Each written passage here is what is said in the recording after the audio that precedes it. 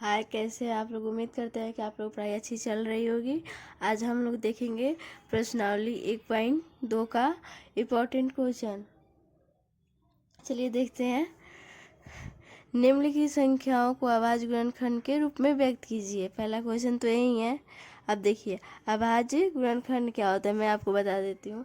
अभाज्य संख्या वैसी संख्या होती है जो खुद और एक से डिवाइड होती है, उसे अभाज्य संख्या कहते हैं। और गुणनखंड किसे कहते हैं? उसे अगर हम खंड खंड करते हैं और गुना करते हैं तो वह संख्या फिर वहीं आ जाती है, उसे गुणनखंड कहते हैं। अब चलिए हम बताते हैं कि अभाज्य गुणनखंड कैसे निकलता है। पहले का क्वेश्चन तो ये है कि 140 का अभाज्य गुणनखंड निकालना है। तो देखिए यहाँ पर क्या करेंगे, 140 ऐसे लिखेंगे और इसे पहले तो क्या करेंगे, अभाज्य संख्या लेंगे। पहला अभाज्य संख्या में एक किससे कटने वाला है, 2 से, तो हम इसे क्या करेंगे, 2 से काटेंगे। तो कितना कटेगा, 2 सत्ते 14, 0 हो जाएगा। फिर ये क्या किससे कटेगा, फिर 2 से कटेगा, तो 2 3 6, ये हो जाएगा। 2 पचे 10। अब इस किससे कटेगा, 3 से तो कटेगा नहीं। अब ये 5 से कटेगा डायरेक्ट, तो इसे क्या करेंगे, 5 सत्ते 35। अब इसके बाद नहीं कटने वाला है तो हम इसको लिख देंगे। तो इसे देखिए कैसे लिखते हैं, ये 2 गुने 2 गुने 5 गुने 7। अब इसको क्या करेंगे हम, 2 गुने 2 है तो इसको क्या करेंगे, ये 2 बार है तो यहाँ पर 2 के स्क्वायर 2 कर देंगे, फिर गुना 5 गुना 7। फाइनली हम इसका क्या कर दिया, अभाज्य गुणनखंड के रूप में लिख दिया। अब हम देखेंगे दूसरा क्वेश्चन इसी का। दूसरा क्वेश्चन क्या है, 156 है। चलिए अब इसका अभाज्य गुणनखंड निकालते हैं। 156 का इसको किससे पहले कटेगा, ये भी 2 से कटेगा। 2 सत्ते 14, 2 आठे 16।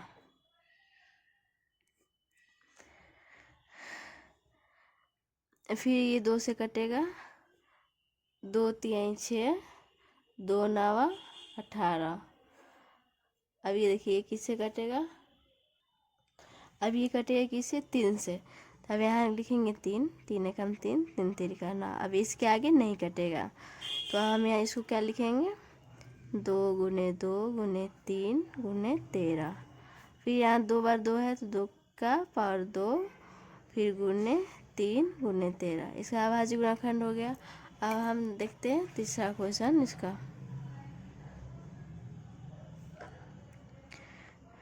3825 है, इसको निकालते हैं। देखिए ये 2 से तो कटेगा नहीं, तो इसको कैसे कटेगा, ये 3 से कटेगा। तो इसे लिखेंगे यहाँ 3, 3 एकम 3, 3 दूना 6, 2 3 सत्ते 21 और 3 पचे 15। और ये फिर किससे कटेगा, 2 से नहीं कटेगा, 3 से। ये फिर 3 से कटेगा, 3 चौका 12, 3 दूनी 6, 3 पचे 15। अब देखिए ये 3 से अब नहीं कटेगा, अब इसको हम 5 से काटेंगे।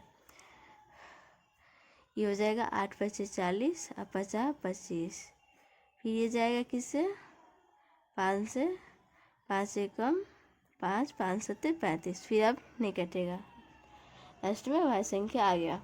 अब देखिए फिर इसको लिखेंगे हम क्या, 3 गुने 3 गुने 5 गुने 5 गुने 17। अब इसको लिखेंगे 3 का स्क्वायर हो जाएगा, फिर यहाँ पे 2 गो है तो 5 का स्क्वायर हो जाएगा गुना 17।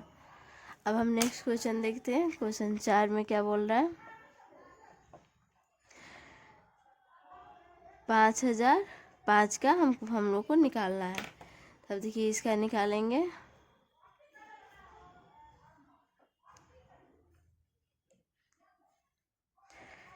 ये किससे कटे, ये तो 5 से ही कटेगा। पहले 5 एकम 5, 0 0 और हो जाएगा 1।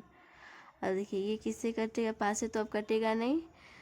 उसके बाद अभाज्य क्या होता है, 7 होता है, 7 से कटते हैं। तो ये क्या हो जाएगा, 7 एकम 7 हो जाएगा, फिर 4 हो जाएगा, और फिर 3 से 7 तिरिका 21 हो जाएगा, 143 हो जाएगा। अब 143 किससे कटेगा, सात से तो कटेगा नहीं।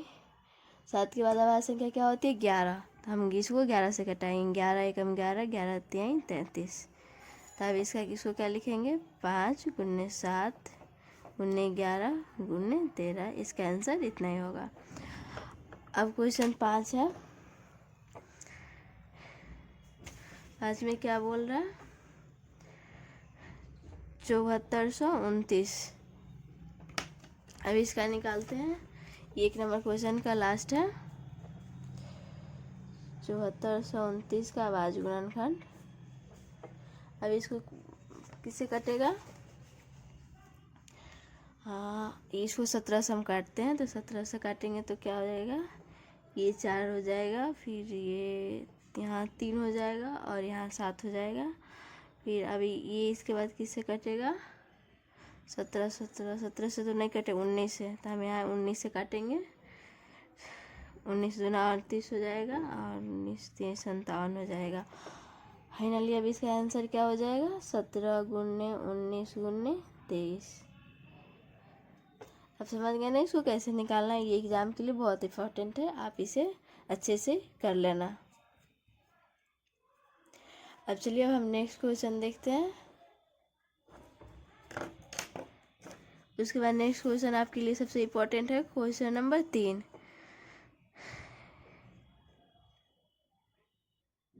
चलिए अभी इस क्वेश्चन को हम लोग देखते हैं। क्वेश्चन देखिए क्या कह रहा है। अभाज्य गुणनखंड विधि द्वारा निम्नलिखित पूर्णांकों के एचसीएफ और एलसीएम ज्ञात कीजिए। क्वेश्चन क्या है? 12, 15 और 21।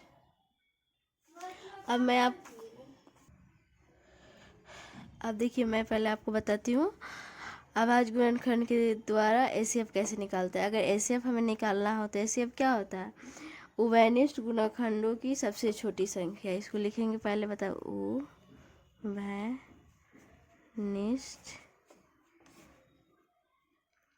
गुणनखंडों की सबसे छोटी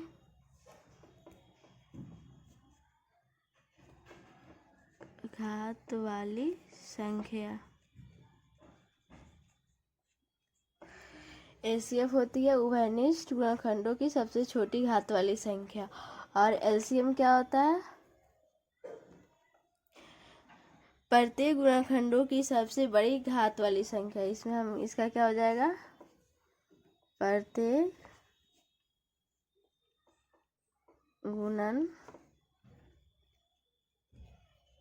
गुणनखंडों की सबसे बड़ी घात वाली संख्या होती है।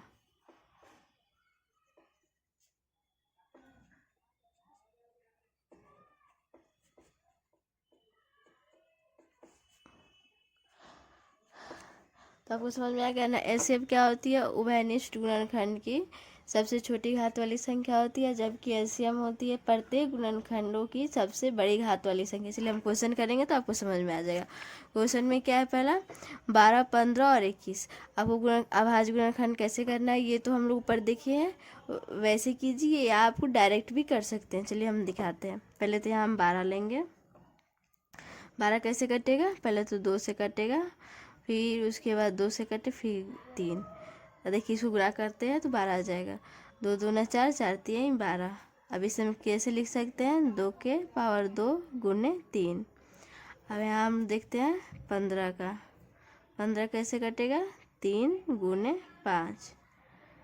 तो इसे तो हम 3 गुने 5 ही लिखेंगे। फिर उसके बाद क्या है? 21 है। 21 कैसे कटेगा? 3 गुना 7। तो इसे लिखेंगे हम 3 गुना 7। अब हमें क्या निकालना है? पहले तो पूछा एचसीएफ। तो एचसीएफ क्या होती है? यहाँ पे है उभयनिष्ठ गुणनखंडों की सबसे छोटी घात वाली संख्या। तो हम पहले यहाँ लिख देंगे उभयनिष्ठ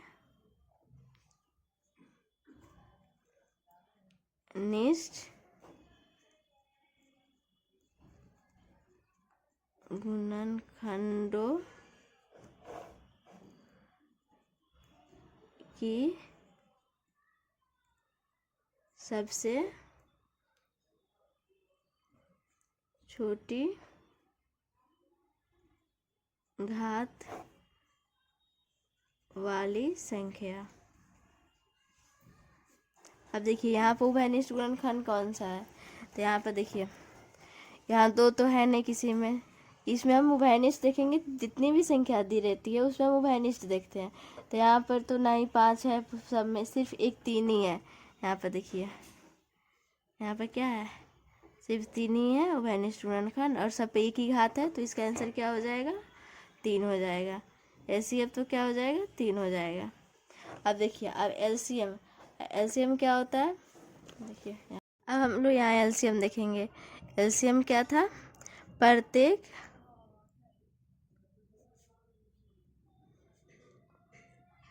गुणनखंडों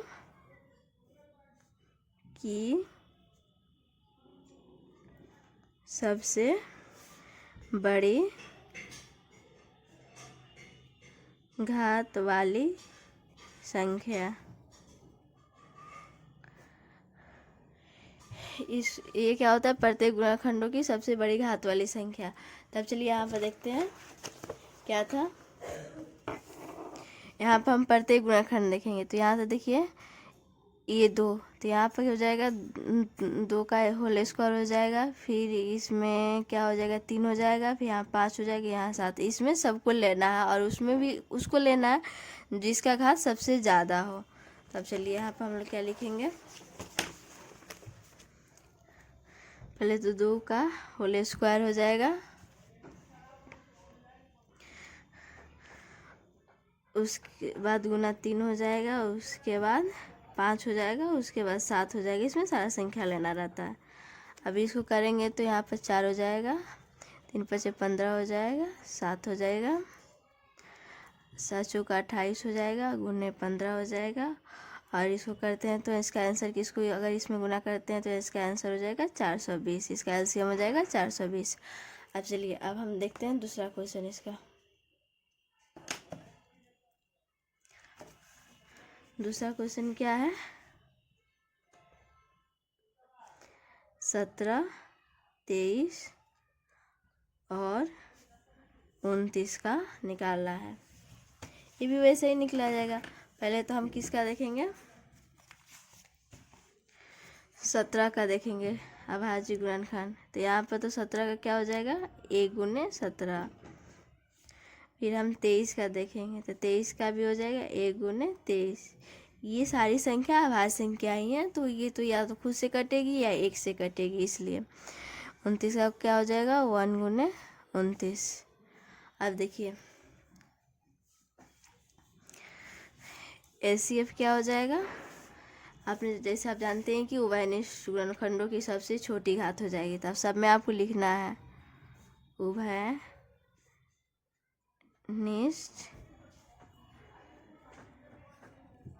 गुणनखंडों की सबसे छोटी घात वाली संख्या। यहाँ पर उभयनिष्ठ गुणनखंड क्या है, यहाँ पर सिर्फ उभयनिष्ठ गुणनखंड हमको एक ही है, बाकी कोई नहीं है, तो इसलिए क्या हो जाएगा, इसका आंसर हो जाएगा एलसीएफ हो जाएगा 1।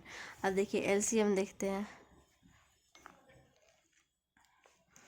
यहाँ पे एलसीएम, एलसीएम क्या आपने अभी पढ़ा था, प्रत्येक गुणनखंडों की सबसे बड़ी घात वाली संख्या। तो यहाँ पहले लिख देंगे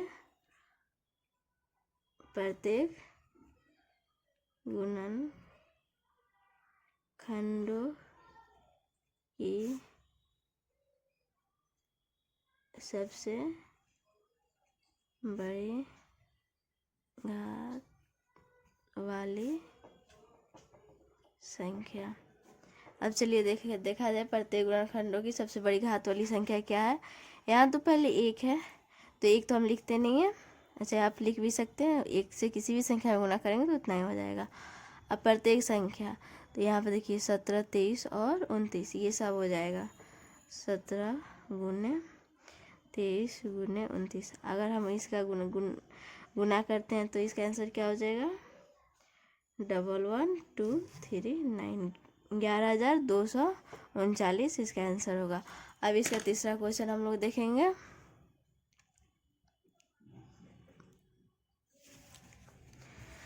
तीसरा में 336 और 54 का निकालना है। चलिए अब इसका निकालते हैं। सॉरी, ये क्वेश्चन नहीं है, तीसरा में का क्वेश्चन ये था 8, 9 और 25 का निकालना है। चलिए अब इसको निकालते हैं। यहाँ लिखेंगे 8 का भाज्य गुणनखंड क्या हो जाएगा 2 गुने 2 गुने 2 हो जाएगा। 9 का क्या हो जाएगा 3 गुने 3 हो जाएगा। और 25 का क्या हो जाएगा 5 गुने 5 हो जाएगा। इसको लिखेंगे 2 का क्यू लिखेंगे, यहाँ 3 का होल स्क्वायर लिखेंगे, यहाँ 5 का होल स्क्वायर लिखेंगे। अब HCF क्या होता है, इसको सेम पहले जैसा ही लिखना है, वनिष्ठ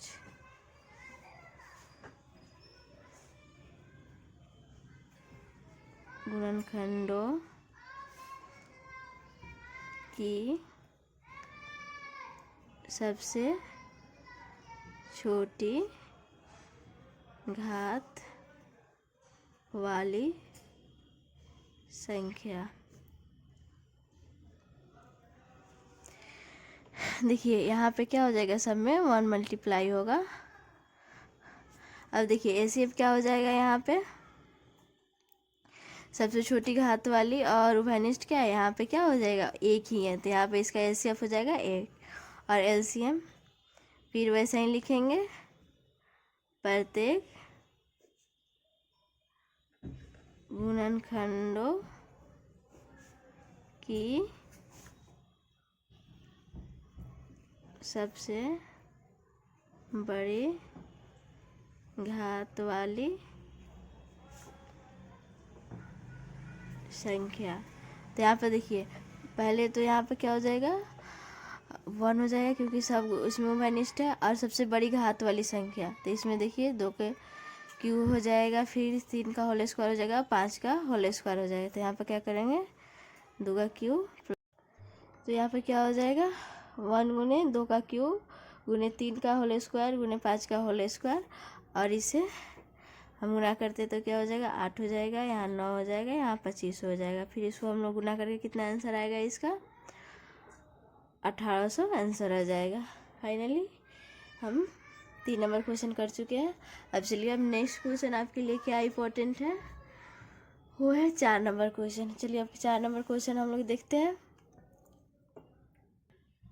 चलिए अब हम लोग इस क्वेश्चन को देखते हैं। यहाँ क्या दिया हुआ है, HCF दिया हुआ है 306 और 657 का 9 दिया हुआ है। LCM 306 657 ज्ञात कीजिए। यहाँ पर क्या हुआ है LCM ज्ञात करना है। ये दो संख्याओं का HCF दिया हुआ है 9, तो इसका LCM ज्ञात करना। अगर ऐसा क्वेश्चन हो तो मैं बताती हूँ। देखिए पहले तो इसका देखिए HCF गुने LCM क्या होता है, दोनों संख्याओं का गुणनफल। जैसे कि पहली संख्या ए है, दूसरी संख्या बी है, तो A गुने B, इसका यही फार्मूला होता है। अगर आपको LCM पूछ रहा है, LCM निकालना हो तो क्या करेंगे, HCF को नीचे कर देंगे, A गुने B बटा HCF। चलिए अब देखते हैं क्वेश्चन। यहाँ पर क्या है, लिखेंगे HCF 306 657 का क्या है बराबर 9 क्या है दिया है, इसलिए LCM क्या हो जाएगा, इस फार्मूला के थ्रू यहाँ पे लिख देंगे A गुने B और उसके बाद HCF।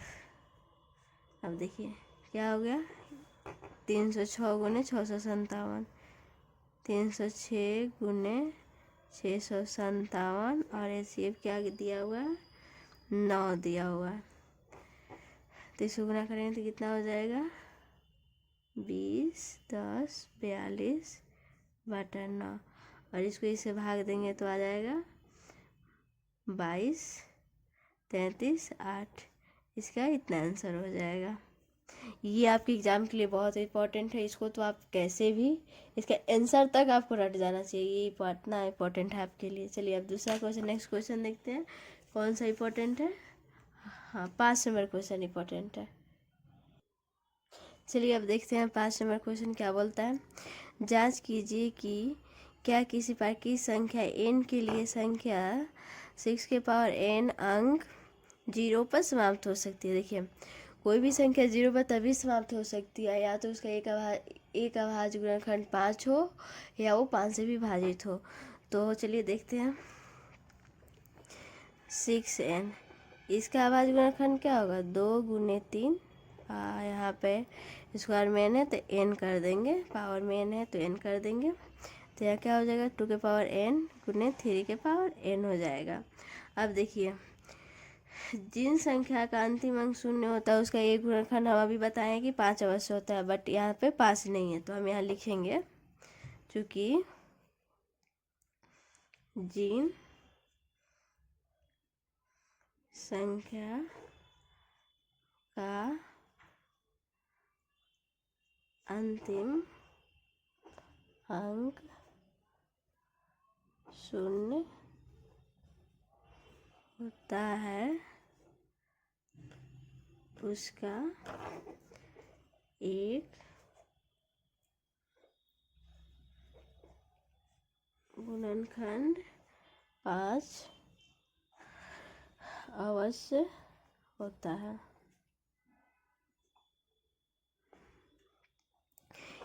इसलिए क्या हो जाएगा, अगर यहाँ पे क्या है, यहाँ तो 5 नहीं है, तो इसलिए हम कह सकते हैं कि अभाज्य गुणनखंडों में 5 नहीं है, तो इसलिए हम लिखेंगे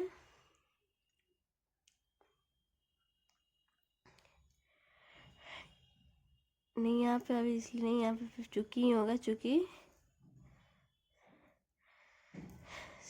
6 के पावर n के अभाज्य गुणनखंडों में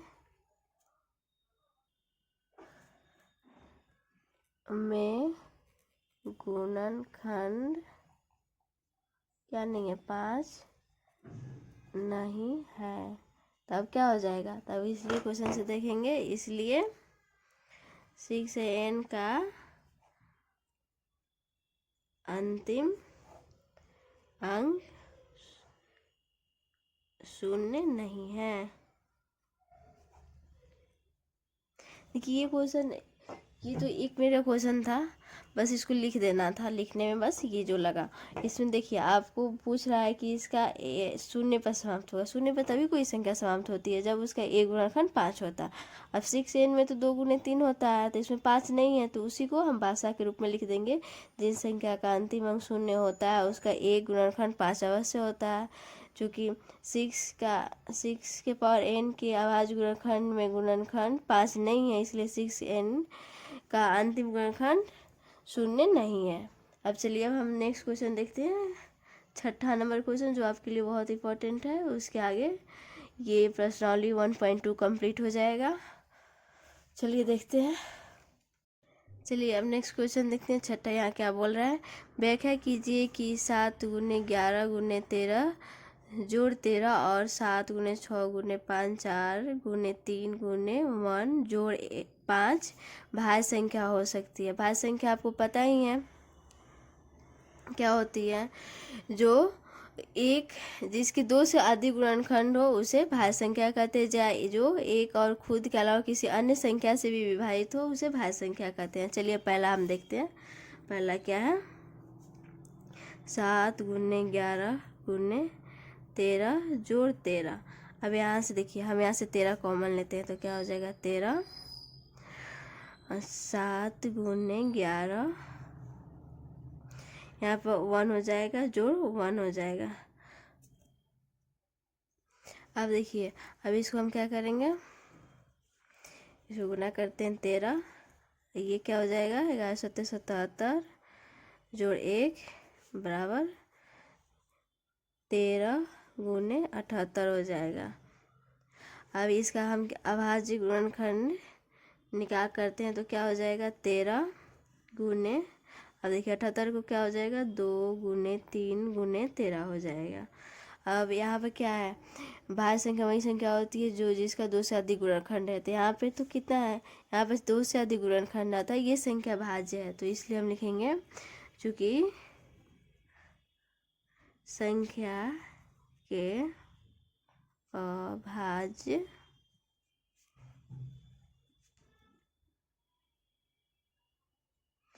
गुणनखंडों में एक तथा संख्या के अतिरिक्त अन्य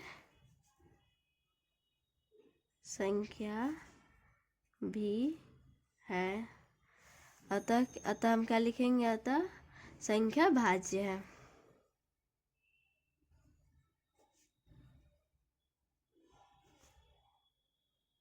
ये प्रूफ हो गया। अब देखिए दूसरा क्वेश्चन क्या दिया हुआ है ये, तब लिखेंगे फिर क्या 7 गुने 6 7 गुने 6 गुने 5 गुने 4 गुने 3 गुने 1 जोड़ 5। फिर यहाँ पे हम क्या कॉमन ले सकते हैं, 5 ले सकते हैं कॉमन। तो यहाँ 7 गुने 6 गुने 1 गुने 4 गुने 3 गुने 1 जोड़ यहाँ पे 1 हो जाएगा। हम देखिए यहाँ पे हो जाएगा 5 और इसको हम गुना करके यहाँ से हो जाएगा 108 जोड़ 1 हो जाएगा। फिर यहाँ पे हम 5 गुने क्या हो जाएगा 109 हो जाएगा। अब देखिए संख्या में खुद और एक के अलावा अन्य भी संख्याएं हैं, तो फिर यहाँ पे हम फिर क्या लिखेंगे, चूँकि संख्या के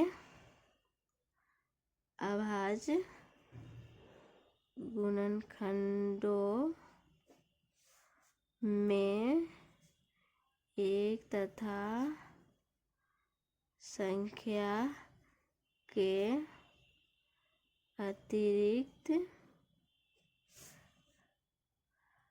अन्य संख्या भी है, अतः संख्या क्या हो जाएगी, भाज्य हो जाएगी।